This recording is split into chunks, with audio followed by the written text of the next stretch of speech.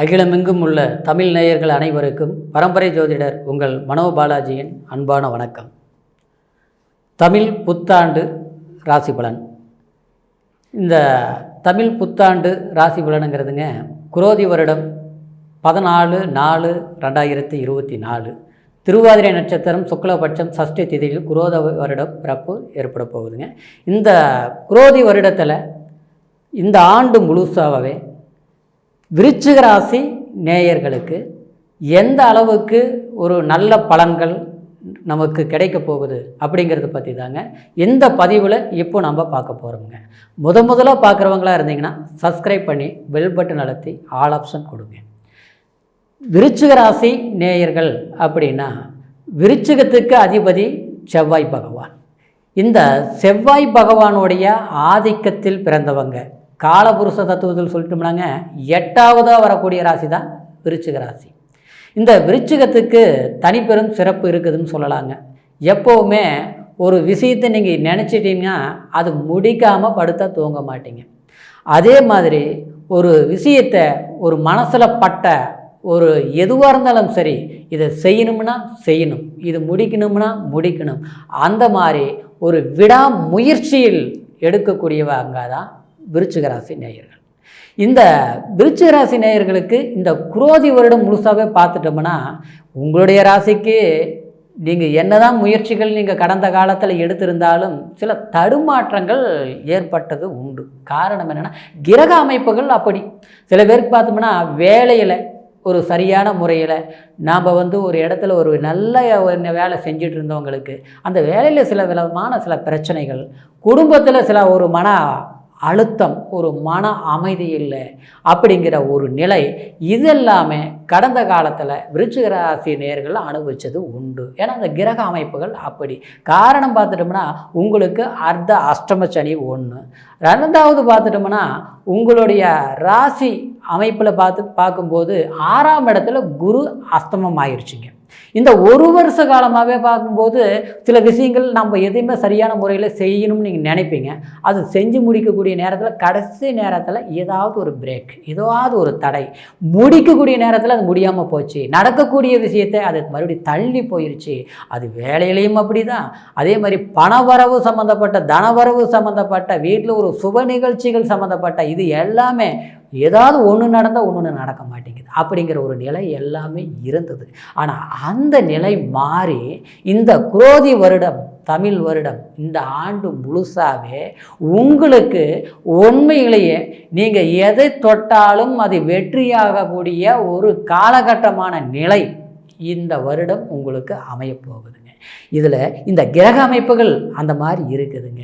ஏன்னா உங்களுடைய ராசிக்கு 4ஆம் இடத்துலைங்க சனி பகவானோடைய செவ்வாய் பகவான், உங்கள் ராசிநாதன் இந்த வருடம் பிறக்கும் போதே சுகஸ்தானத்தில் சஞ்சரிக்கிறாங்க. அப்போது சுகஸ்தானம்ங்கிறது என்னங்க? ஒரு நிம்மதி, ஒரு சந்தோஷம். அந்த 4ஆம் இடம் தாங்க ஒரு வீடு கட்டுறது, ஒரு மேல் படிப்பு படிக்கிறது. அது மட்டும் கிடையாது, தாய்ஸ்தானம்ங்க. இந்த தாய்ஸ்தானம்ங்கன்னா நம்மளுடைய அம்மா வழி சொத்து, ஆஸ்தி, இது எல்லாமே அந்த 4ஆம் இடம். அந்த இடத்துல சனி பகவான் ஆட்சி நிலையில் இருந்து உங்கள் ராசிநாதனும், அதாவது சனி பகவானோட இந்த 4ஆம் இடத்துல இருப்பதனால கண்டிப்பாக உங்களுக்கு கடந்த காலத்தில் ஒரு வீடு கட்டலாம்னு எஸ்டிமேட் பண்ணுங்க, அது பண்ண முடியாமல் போச்சு, பாதியிலே நின்று போச்சு, செய்ய முடியல, ஒரு வீடு வாங்கலாம்னு நினச்சிட்டே இருக்கிறேன், அது ஒரு கனவாக தான் இருக்குது, கற்பனையாக தான் இருக்குது. பணம் சம்பாதிச்சா அந்த பணம் பார்த்தோன்னா அந்த ஒரு வீடு வாங்கலாம்னு நினச்சோம், கடைசியில் பார்த்தா அந்த பணம் தேவையில்லாத மருத்துவ செலவு இல்லை, அடுத்தவங்களை நம்பி கொடுத்து அது சேரவே இல்லைங்க.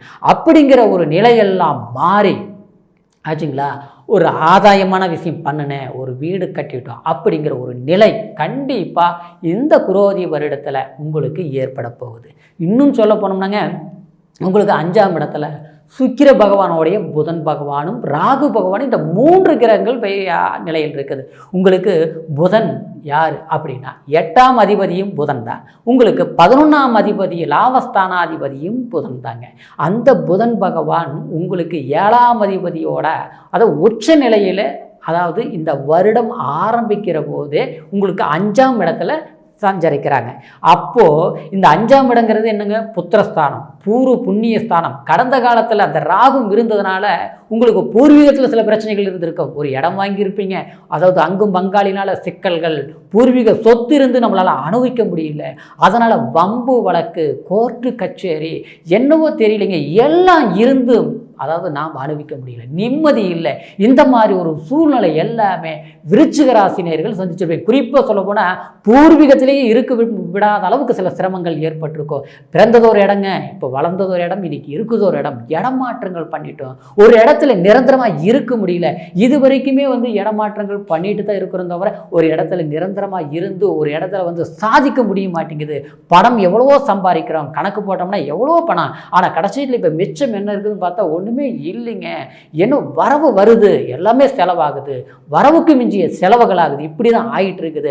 அப்படிங்கிற ஒரு நிலை எல்லாமே உங்களுக்கு மாறப்போகுதுங்க இந்த குரோதி வருடம். கண்டிப்பாக அது குறிப்பாக சொல்ல போனால் மே மாதத்துக்கு 1ஆம் தேதியிலிருந்து பார்த்தோம்னா உங்களுக்கு இந்த அஸ்தமத்தில் இருக்கக்கூடிய குரு 7ஆம் இடத்துக்கு உங்களுடைய ராசி நாதன், அதாவது 2ஆம் அதிபதி தனஸ்தானாதிபதியும் பூர்வ புண்ணியாதிபதி புத்திரஸ்தானாதிபதியும் 7ஆம் இடத்துக்கு போகும்போது இந்த ஆண்டு முழுசாவே மேற்கு பிறகு பார்த்தோம்னா கண்டிப்பாக உங்களுக்கு பூர்வீக சொத்து பிரச்சனைகள் தீரும். சில பேருக்கு வம்பு வழக்கு, கோர்ட்டு கச்சேரி அலைஞ்சிட்டு இருக்கிறேங்க. அதாவது இது வேண்டாமல் விட்டுட்டு போயிடலாமான்னாலும் போக முடிய மாட்டேங்குது, எல்லாமே செலவு பண்ணிட்டுங்க. இந்த சொத்தால் பிரச்சனை, சிக்கல்கள் தீரவே மாட்டேங்குது, முடிகிற மாதிரியே இருக்குது. கடைசியில் பார்த்தோம்னா மறுபடியும் அடுத்த ரவுண்டு இப்படியே போயிட்டு இருக்குதுங்க அப்படின்ட்டு சில பேர் ரொம்ப மன உளைச்சல் இருப்பீங்க. ஆனால் அப்படியேப்பட்டவங்களுக்கு கண்டிப்பாக இந்த மேற்கு பிறகு உண்மையிலேயே இந்த குரோதி வருடம் முழுசாவே உங்களுக்கு வம்பு வழக்கு, சட்ட சிக்கல், பஞ்சாயத்து, இன்னும் குறிப்பாக சொல்ல போனால் அங்கும் பங்காளினால ஒரு வெறுப்புகள் ஏற்பட்டு ஒருத்தருக்கு பாசபந்தம் இல்லாமல் போயிடுச்சு. கூட பிறந்த பிறப்புகள்னால் இன்னைக்கு ஒற்றுமை இல்லை, எல்லாமே வெறுத்து ஆளுக்கு ஒரு பக்கம் பிரிஞ்சிருக்கிறோம். அப்படிங்கிறவங்க கண்டிப்பாக உங்களை தேடி வரக்கூடிய ஒரு காலகட்டம் அமையும். ஏன்னா உங்களுடைய பொருளாதாரம் வளர்ச்சியாக இருக்கும், அதே மாதிரி மற்றவங்களுக்கு முன்னால கௌரவமா வாழ வேண்டிய ஒரு சந்தர்ப்பம் இந்த குரோதி வருடம் உங்களுக்கு ஒரு சாதகமான வாய்ப்புகள் அமையும். அது குறிப்பா உங்களுக்கு இந்த சித்திரை வைகாசி இந்த 2 மாதம் போயிடுச்சுன்னு வச்சிங்களேன், இன்னும் அற்புதமாக இருக்கு. ஏன்னா அந்த சனி செவ்வாய் 4ஆம் இடத்தில் சேர்க்கையாக இருக்கிற போது அந்த பாவிகள் என்கிற நிலை உங்களுக்கு அந்த செவ்வாய் அந்த பெயர்ச்சி ஆகி அடுத்த ஸ்தானத்துக்கு 6ஆம் இடத்துக்கு போகும்போது இன்னுமே உங்களுக்கு வைகாசிக்கு பிறகு பார்த்தோன்னா இன்னும் மென்மேலும் வளர்ச்சி அடையக்கூடிய ஒரு நிலை இருக்கும். அது எப்படி இருக்கும்னா, நீங்கள் ஆஸ்திகள் அதிகமாக தேடுவீங்க, சில பிரச்சனைகள் பெரிய சிக்கல்கள் எல்லாம் இருந்தது. சில பேர் பார்த்தோம்னா 2-3 பிரச்சனைகள் இருக்கும், வழக்குகள் இருக்கும். இன்னொன்று பார்த்தோம்னா ரொம்பவுமே கூடையே இருந்து குழி பறிப்பாங்க, ஒற்றுமையாக நம்ம கூடயே இருப்பாங்க. ஆனால் நம்ம ஒரு வேலையை செய்ய முடியாமல், அதாவது மறைமுகமாக சில சதிகள் நடக்கும். ஆனால் அதனால் நமக்கு கிடைக்க வேண்டிய லாபம் நமக்கு கிடைக்காமல் போகும். நமக்கு வர வேண்டிய சில வாய்ப்புகள், ஒரு சொந்தமாக நீங்கள் ஒரு தொழில் பண்ணிட்டு இருக்கிறீங்க, ஒரு 30 பேர் 20 பேர் வச்சு நீங்கள் வேலை செஞ்சுட்டு இருக்கிறீங்கன்னு வச்சிங்களேன்.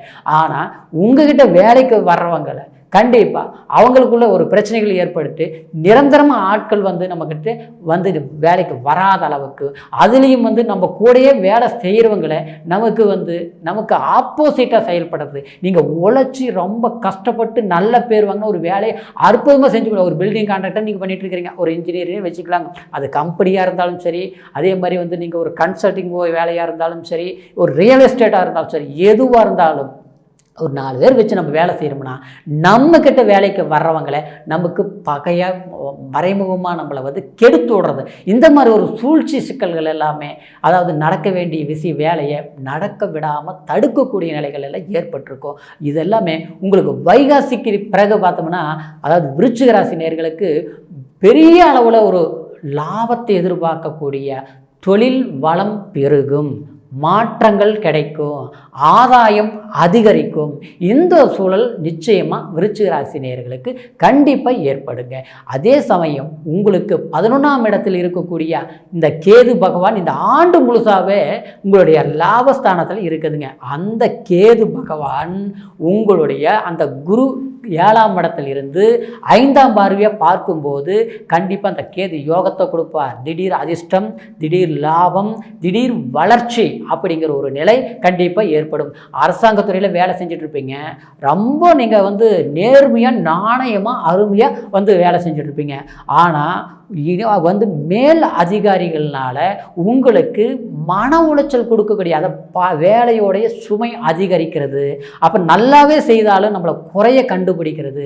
நம்மளோட கீழே இருக்கிறவங்களுக்கு கிடைக்கக்கூடிய ஒரு மதிப்பு, ஒரு மரியாதை உங்களுக்கு கிடைக்காது. ஒரு ப்ரொமோஷன் கேட்டால் கொடுக்க மாட்டாங்க. அதே மாதிரி வந்து ஒரு ட்ரான்ஸ்ஃபர் எதிர்பார்க்கக்கூடிய நேரத்தில் வராது. இது எல்லாமே என்னென்னா தள்ளி தள்ளி போகும். அதாவது இப்போ நம்ம எதிர்பார்ப்போம், அது இப்போ நடக்காது, மறுபடியும் கொஞ்ச நாள் இப்படியே தள்ளி போயிட்டே இருக்கும். அந்த மாதிரி விஷயங்கள் கண்டிப்பாக ஒரு ப்ரொமோஷன் கிடைக்கும், ஒரு ட்ரான்ஸ்ஃபர் எதிர்பார்த்தா கிடைக்கும். சில பேருக்கு பார்த்தோம்னா கடந்த காலத்தில் இந்த ஒரு அரசாங்க வேலையை செய்கிறவங்க வேலையை விட்டுட்டு போயிடலாமா அப்படிங்கிற ஒரு நிலை எல்லாமே ஒரு அழுத்தம் கொடுக்கும். அது அரசாங்க வேலையில் மட்டும் இல்லைங்க, ஒரு ப்ரைவேட் சம்மந்தப்பட்ட வேலையிலேயே ஒரு கம்பெனிலேயே வேலை செய்கிறவங்க கூட ரொம்ப வருஷமாக நான் ரொம்ப பர்ஃபெக்டாக வேலை செஞ்சிட்ருக்குறோம், ரொம்பவுமே வந்து நியாயமாக வேலை செய்கிறேன், நியாயமாக இருக்கிறேன். ஆனால் பார்த்தா திடீர்னு நமக்கு கெட்ட பேர் வருது, தேவையில்லாத பிரச்சனை, அடுத்தவங்க ஒரு தவறு பண்ணால் அந்த பழி நம்ம மேலே வர்றது, நம்ம நல்லாவே செஞ்சாலும் நம்மளை குறைய கண்டுபிடிக்கிறது. இந்த மாதிரி சில பிரச்சனைகள் எல்லாமே பட்டு மன அழுத்தத்தில் விருச்சிக ராசி நேயர்கள் சில பேர் இருப்பீங்க. ஆனால் அந்த நிலையில் இருந்து மாற்றத்தை ஏற்படுத்தி இந்த 11ஆம் இடம் ஆகப்பட்ட இந்த கேது பகவான் அந்த குரு உங்களுக்கு பார்க்கும்போது கண்டிப்பாக அந்த லாபம், உங்களுடைய உழைப்பு உங்களுக்கு சாதகமாக அமையும். உங்களுடைய நேர்மை 4 பேருக்கு கண்டிப்பாக தெரிஞ்சு பாராட்டு வாங்குகிற அளவுக்கு உங்களுக்கு ஒரு பெருமை சேர்க்கக்கூடிய வருடமாக தான் இந்த குரோதி வருடம் உங்களுக்கு ஏற்பட போகுதுங்க. அதே சமயத்தில் 7ஆம் இடத்துல இருக்கக்கூடிய குருனால சில பேர் பார்த்தோன்னா கல்வியில் வந்து ரொம்ப வந்து நல்லா படிச்சுட்டு இருக்கிற ஒரு மாணவிகள் எப்படின்னா நல்லா படிச்சுட்டு இருந்திருப்பீங்க. பார்த்தீங்கன்னா படிப்பு வந்து இந்த கொஞ்ச நாள் இந்த ஒரு வருஷ காலமாக பார்த்தோம்னா அப்படியே டல் ஆகுது, படிப்பீங்க, மறதி ஏற்படுறது. ஐயோ நம்ம நல்லா படித்து மார்க் எடுத்துருவோமா, நம்ம வந்து பாஸ் பண்ணிடுவோமா, நாம் எடுக்கக்கூடிய மார்க் நாம் படிக்கக்கூடிய காலேஜ் நல்ல காலேஜ் கிடைக்குமா, அந்த அப்படின்ட்டு ஒரு உங்களுக்குள்ளேயே ஒரு பயம் வர்றது, பதட்டம் வர்றது. கண்டிப்பாக அந்த நிலையெல்லாம் மாறி நீங்கள் எதிர்பார்க்கக்கூடிய படிப்பு, அருமையான மார்க் எடுக்கக்கூடிய அளவுக்கு படிப்பும் நல்லா இருக்கும். ஒரு காலேஜ் சேரவங்க காலேஜ் சம்மந்தப்பட்ட விதத்துலையும் நினைக்கக்கூடிய ஒரு காலேஜ் கிடைக்கக்கூடிய வாய்ப்புகள் வரும். அதே நேரத்தில் படிப்பு முடிச்சவங்க ஒரு அயல்நாடு போக வேண்டிய ஒரு வாய்ப்புகள், ஒரு வேலை வாய்ப்புகள், இந்த மாதிரி கடந்த காலத்தில் நினச்சிட்டு இருக்கிறவங்க தள்ளி தள்ளி போயிட்டே இருக்குது, பண்ண முடியல அப்படிங்கிறவங்களுக்கு, சில வேலை இழந்தவங்களுக்கு, வேலை கிடைக்காமல் இருந்தவங்களுக்கு வேலை வாய்ப்பு ஏற்படுத்தி சில சாதகமான யோகங்கள் ஏற்படும். அது மட்டும் கிடையாதுங்க, திருமணத்தில் தடைப்பட்டவங்களுக்கு கண்டிப்பாக திருமணம் சார்ந்த விஷயங்கள் இந்த குரோதி வருடம் ஏற்படுத்தி உங்களுக்கு இந்த வருடம் முழுசாவே ஒரு சாதக யோகமாக அமையக்கூடிய வருடமாக தாங்க இந்த குரோதி வருடம் உங்களுக்கு ஏற்பட போகுதுங்க. உங்களுக்கு இப்போ நான் சொன்ன பலன்கள் கோச்சார பலன்கள், இந்த வருடத்தில் இந்த கிரக அமைப்புகள் வச்சு இப்படி நடக்க போகுது அப்படின்னு சொன்னங்க.